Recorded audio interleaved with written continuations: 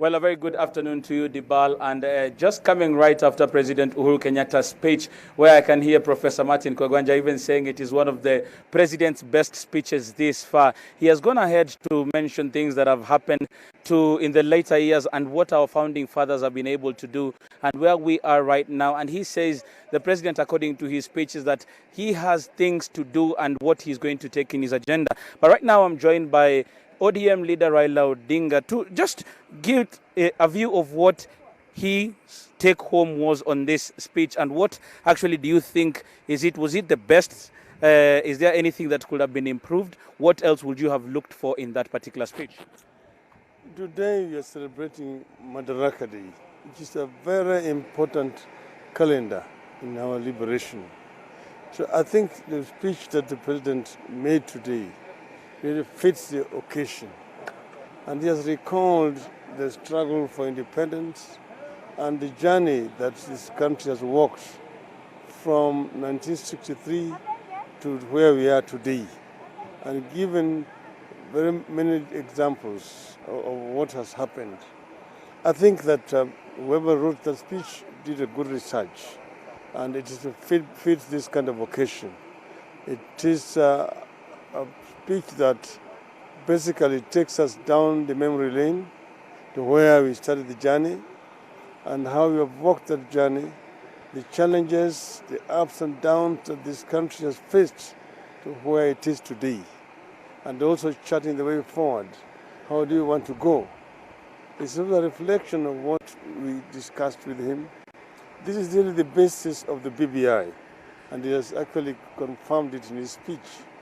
That he has a legacy that he wants to leave, a united country.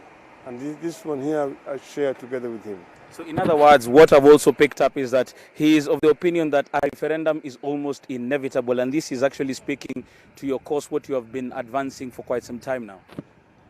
We have said several times that whatever we want to do is not for selfish interests, but for the benefit of this country. That we have a duty as citizens of this country to bequeath to the future generation a better country for our people. This is what we want, and this calls for sacrifices on behalf of everybody. All of us must basically shun self and look at the country as a whole and become more patriotic in what we want to do. In other words, it is not jobs for boys, as some people have simplified it.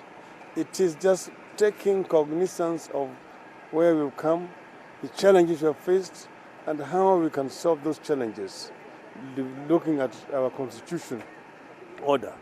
So I think that Kenyans will take the right decision for the interest of the future generation of our country. Well, now that the president has also been very categorical, and there are those pointers which you've also alluded to about the BBI, is this one of the reasons why there have been some of these changes that we have seen even in Parliament in readiness for this BBI and the next steps of action? Please, I don't want to get into the issue of the Parliament at today's stage. That is a subject for another day. Thank you. Thank you very much, Prime Minister. And those are some of the words that he's saying, and actually echoing that President Uhuru Kenyatta's speech is one of those that has been written well, and he says that it actually captures those the thinking that he already has and the thinking that he and President Uhuru Kenyatta have been talking about with regards to the BBI. He's actually even gone ahead to say that they are really sure that this thing is going to go forward. So one of the take-homes that we do have from his speech is that they want to reset or to press the reset button, and that is what President Uhuru Kenyatta has been very categorical about. He's taken quite some time in his speech talking about what the forefathers were able to do, what his administration has been able to do, and what he believes that he should do before he leaves power in 2022.